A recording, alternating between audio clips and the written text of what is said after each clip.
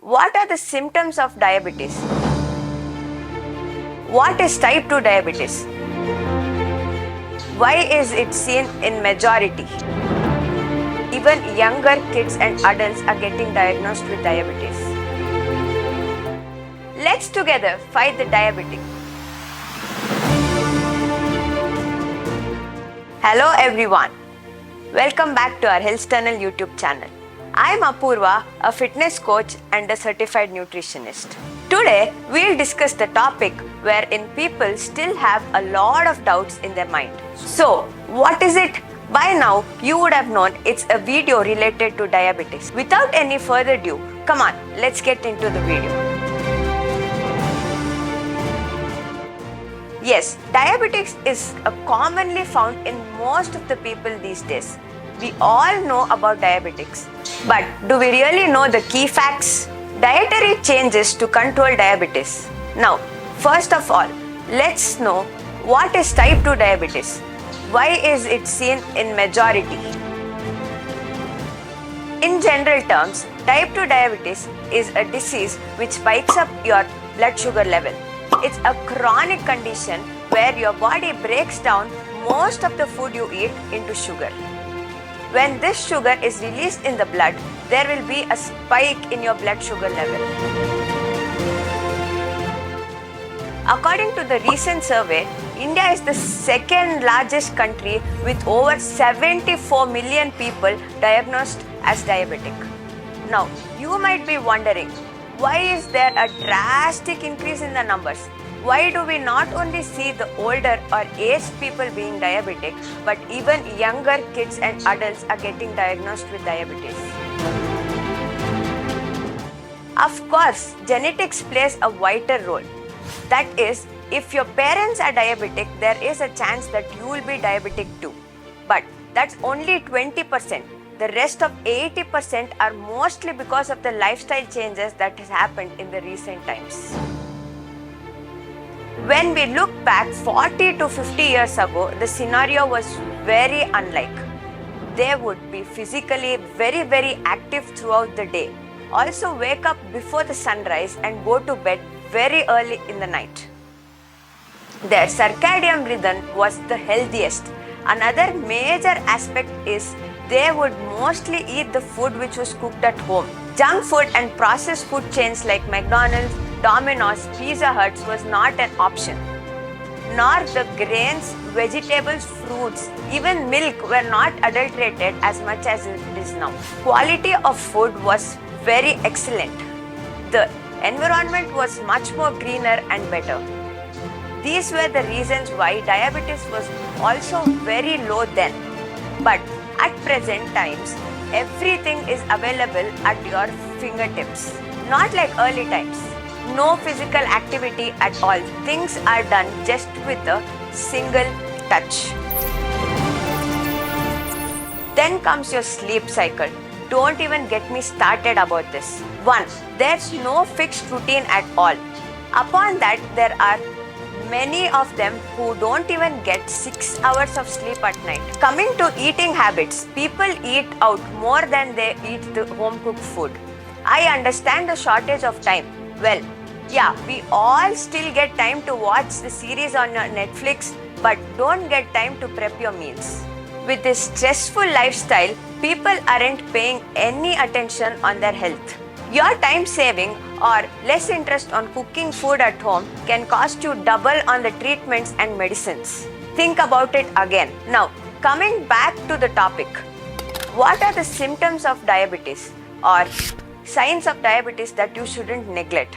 Number 1, urinating a lot, often at night or even thirsty, losing weight drastically, feeling more hungry, having a blurry vision, having numbness or tingling in the hands or feet, feeling very tired, having a very dry skin, having sores or wounds that heal very slowly, having more infections than usual. If you face any of these above problems, consult a doctor immediately. Consulting a doctor, starting with the medication will give you a relief. But if you have to control diabetes, then you will have to make lifestyle changes. Now, coming to the lifestyle changes, the most important part of this is the diet. What actually you eat. Like I had mentioned you earlier, eating too much of junk and processed foods and also untimely meals can cost you a lot. People have this notion, okay, so I am diabetic patient. I should cut down on sugar, sweets, dessert and anything or everything which is sweet. My sugar levels will come down completely. Do you think just by doing this, your sugar levels will come down? Comment below if you think the same. Now, that's not only how it works. Yes, cutting down will help you reduce your blood sugar levels, but it will not get the normal levels all of a sudden. The main culprit is the carbohydrates, as we Indians, we mainly include in our plate. Rice, rice, rice, heaps and heaps of rice. For breakfast, we eat rice or rice products that are made up of rice. Then again in the afternoon, we add in 2 to 3 servings of rice. So you get it now. This is where we are all doing the wrong. Your plate shouldn't always be only rice. You must follow this healthy plate concept. You can have a look over here. You will have to fill your plate, half a plate with non-starchy vegetables, 1/4 of the plate with protein, and the last quarter of the plate with carbohydrates. Along with this, top it off with a bowl of yogurt or a glass of buttermilk, which is rich in probiotics. And of course, don't forget to add a glass of water. We'll tell you why only half a glass of water but not more water in the upcoming videos. Can you now imagine how colorful and tasty and yummy your plate looks, as how healthier your plate also looks? Now, soon after you're diagnosed as diabetic, first thing you will be asked is to quit rice or switch it up with brown rice or millets. Many of you might have already come across, if I'm not wrong. Okay, then I'll decide to swap white rice with brown rice. What happens now? Have you ever wondered? You would think that brown rice doesn't have sugar at all. Now, not necessarily any form of carbohydrates, be it high GI or low GI, will definitely contain sugar in it. Actually, white rice has a glycemic index of 72, wherein brown rice has a glycemic index of 52. There isn't a drastic difference, right? It's very hard for older population to swap white rice with brown rice. Brown rice doesn't taste that great. Too much of fiber content makes it very hard to digest. It's very expensive as well, right? So, what can be done? You can still enjoy rice. Simply switch it with white basmati rice. Glycemic index of white basmati rice is less than 55. So, this can be a great option. Now, next, one of the best option is a gluten-free grains like jowar, ragi, bajra, barley are a wholly grain source of carbohydrates to reduce your blood sugar levels in a much better way. Now, let's discuss about fruits. I usually get a lot of questions about what fruits to consume. Not all fruits increase your blood sugar levels. There are fruits like bananas, mangoes, grapes, chiku, butterfruit, jackfruits. They are very bad for diabetics as they contain high amount of fructose, a direct fruit sugar. Fructose is a sugar found in fruits. If your sugar levels are very high at this point, then I would suggest you to have only one fruit in a day. Fruits like oranges, papaya, watermelon, apple, kiwis, berries, musambi have rich amount of micronutrients, have low levels of fructose. Include these fruits in your everyday diet. Eat your fruit rather than making a juice out of it. Nutritional values of fruit is compromised if you make a juice and drink it. Rather than that, start eating it. While preparing a juice, people tend to add a lot of sugar in it, which directly influences your blood sugar levels, and this spikes up your blood sugar level. Eating cooked fruits is the best and very easy option. Including good amount of fiber in your diet will help you to manage your sugar levels. Recent studies say that about 70 to 80% of diabetic patients found a drastic difference in their blood sugar levels by adding green leafy vegetables in their meals. Fresh green leafy vegetables like spinach, lettuce, cabbage are an excellent and a non-starchy option. Also, diabetic friendly vegetables which can be added in your diet. Spinach contains a good quantum of fiber which prevents a spike in your blood sugar levels. Spinach has a very low glycemic index too. The higher concentration of polyphenols and vitamin C, both of which have an antioxidant properties, are also believed to play a role in regulating blood sugar levels. Spinach also contains a decent amount of magnesium, which may further reduce the risk of developing diabetes. Cruciferous vegetables like cabbage, broccoli, cauliflowers have a high fiber content which may help you keep the blood sugar levels stable in diabetes. Make sure you wash them before you start cooking. Avoid them if your thyroid levels are very high. You can have them in your broth, stews and salads. There's one more group of vegetables which help in reducing the sugar levels, which are bitter gourd, ash gourd, bottle gourds, ridge gourds. I know eating bitter gourd is the greatest task because of its taste. It tastes really bad, I understand. Majority of them don't enjoy the taste of it. Nevertheless, it works wonders in bringing your sugar levels in check. It contains component called as polypeptide. This is found only in bitter gourd. This reduces your sugar levels.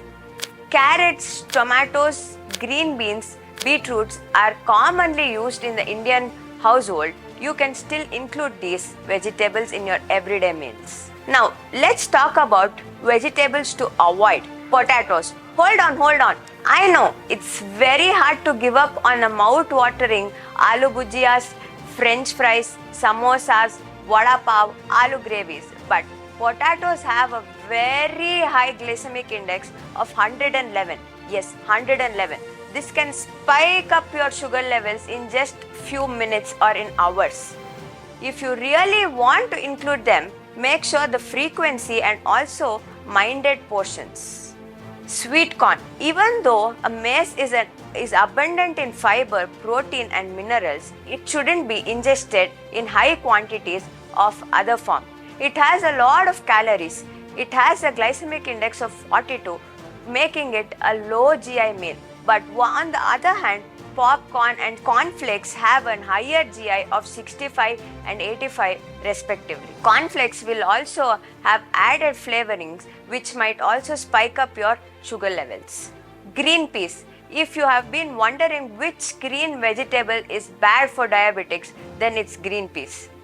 Although it provides a good amount of nourishment to your body, it is considered harmful for people diagnosed with diabetes because of its high carbohydrate content. Consuming a high amount of peas can lead to a carbohydrate accumulation in your body, which in turn increase the blood sugar levels.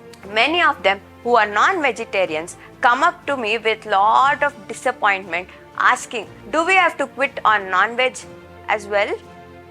How is it even possible? Cut down on sugar, I've cut down on my favorite potatoes, alcohol too. Now you want me to cut down on meat as well? No, absolutely not. You don't have to cut down on the meat you consume on an everyday basis. But the only change you can make is to avoid the red meat. You can eat eggs, chicken and any other source of seafood. It doesn't do any fluctuation to your sugar levels. They are also very good source of protein. Now that we have covered a lot of topics, there's one more topic that is left for us to discuss. Yes, that is white sugar intake. Now that a person is diabetic and completely stopped adding sugar in their chai or coffees, you could be wondering what might be another alternate for this. Is there even an alternative to it?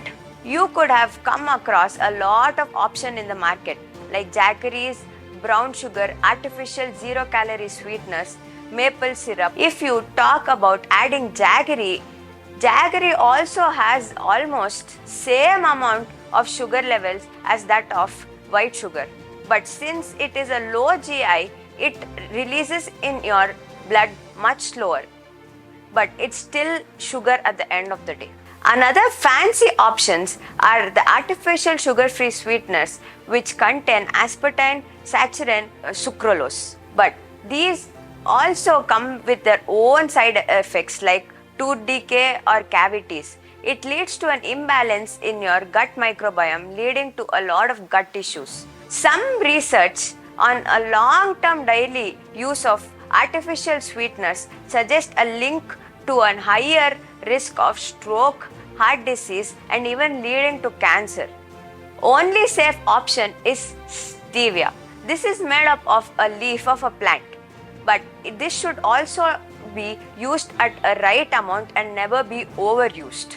I would like to end today's video by saying that for you to control diabetics, take your prescribed medications without fail and bring in the lifestyle changes and all the dietary changes we discussed earlier. Let's together fight the diabetic. I'll be back with more such interesting topics. Until then, don't forget to hit the subscribe button and also do not forget to hit the bell icon. Stay healthy, stay fit.